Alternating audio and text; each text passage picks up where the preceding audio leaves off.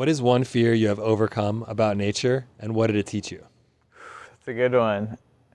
Well, I used to be terrified of bees when I was probably 7 until pretty much 18 years old.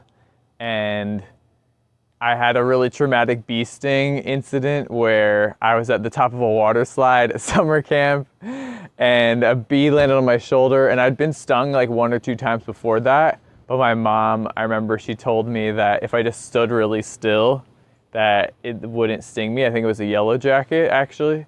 And I believed her, and at the time I probably was actually probably moving and freaking out a little bit. But anyway, it stung me, and I didn't trust bees or wasps or nature for that matter ever since then until I turned 18 years old.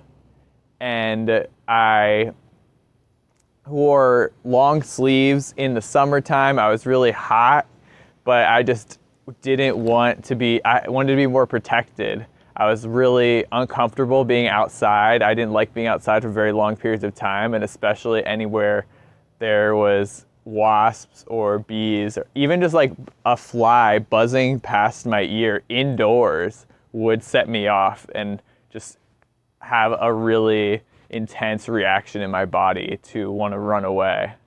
And I was pretty good at running away from wasps. That's how I survived that during that time. But I was just really uncomfortable and also just felt really disconnected from the natural world. I later met some really amazing mentors out in Idaho and California that really pushed me to deepen my nature connection. And as I spent more time with bees and to spend more time exposed to wilderness settings, I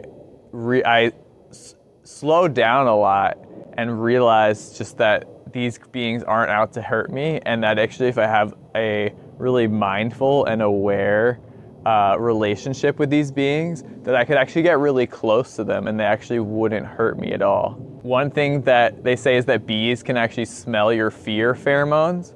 So a really good practice I like to do when I have a lot of fear coming up and I'm getting close to something like a wasp or a bee is just close my eyes for a minute, take a deep breath, and just think about something I'm really grateful for. It's often a person, like my parents or a mentor or a friend or my partner, and just really feel into that, how much gratitude I have for that being, or maybe just feeling grateful that I have food to eat, or that I'm in this beautiful place, or that I get to connect with this bee here, and just giving gratitude that it gives me honey, it pollinates food that I love to eat, and it helps the world that I live in thrive.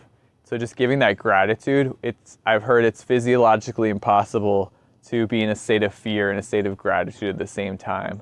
So focus on your gratitude.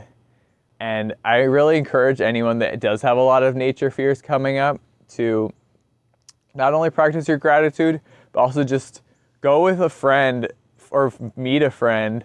There's a lot of amazing groups online that take regular nature hikes, but go with people that feel really confident in the woods and just spend a little bit of time. Maybe it's only 10 minutes, maybe it's only 30 minutes. Go out in nature with them and just see what they do. How do they react in different and handle different situations?